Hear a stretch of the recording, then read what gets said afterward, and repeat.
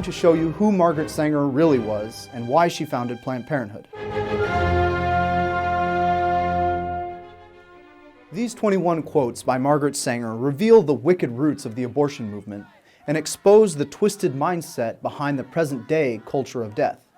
In her own words, Sanger peddles racism, eugenics, contraception, and abortion, while demonstrating a visceral hatred for children, parenthood, marriage, and the Catholic Church.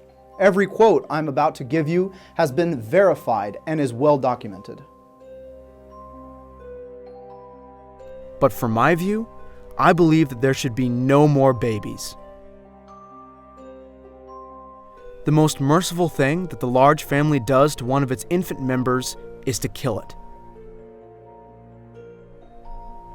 We don't want the word to go out that we want to exterminate the Negro population. I accepted an invitation to talk to the women's branch of the Ku Klux Klan.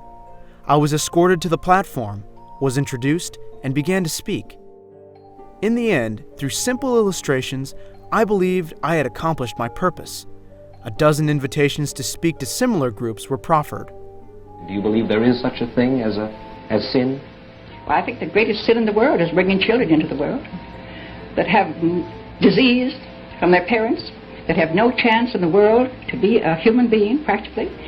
Delinquents, prisoners, all sorts of things just marked when they're born. That, to me, is the greatest sin that people can commit. The most serious evil of our times is that of encouraging the bringing into the world of large families. The most immoral practice of the day is breeding too many children. Eugenics without birth control seems to us a house builded upon the sands. It is at the mercy of the rising stream of the unfit. As an advocate of birth control, I wish to take advantage of the present opportunity to point out that the unbalance between the birth rate of the unfit and the fit, admittedly the greatest present menace to civilization, can never be rectified by the inauguration of a cradle competition between these two classes. The most urgent problem today is how to limit and discourage the overfertility of the mentally and physically defective.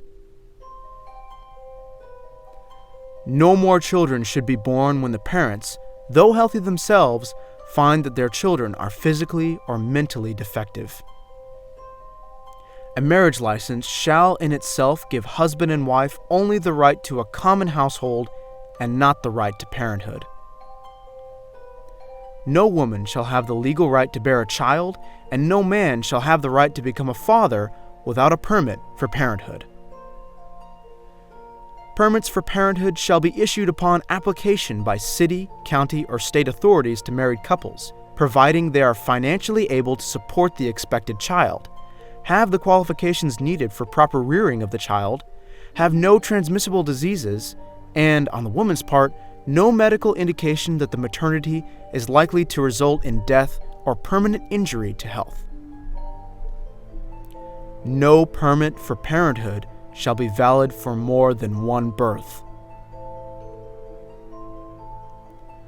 Apply a stern and rigid policy of sterilization and segregation to that grade of population whose progeny is tainted, or whose inheritance is such that objectionable traits may be transmitted to offspring.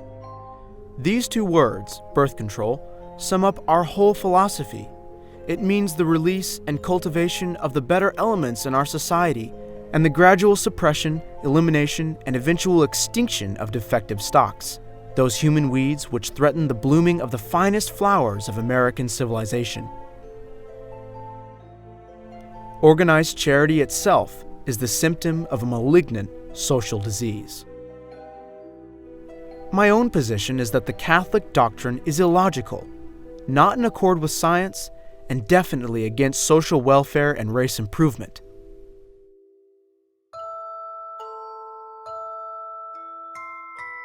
All of our problems are the result of overbreeding among the working class.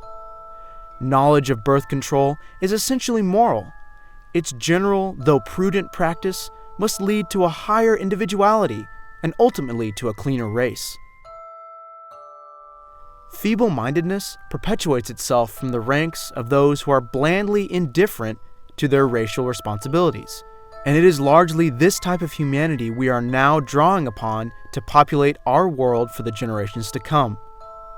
In this orgy of multiplying and replenishing the earth, this type is pari passu multiplying and perpetuating those direst evils in which we must, if civilization is to survive, extirpate by the very roots. Birth control itself, often denounced as a violation of natural law, is nothing more or less than the facilitation of the process of weeding out the unfit, of preventing the birth of defectives or of those who will become defectives.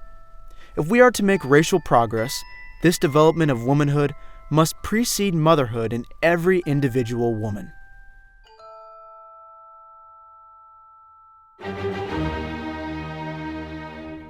Oh, so irritating. You people are so irritating. I can't stand it.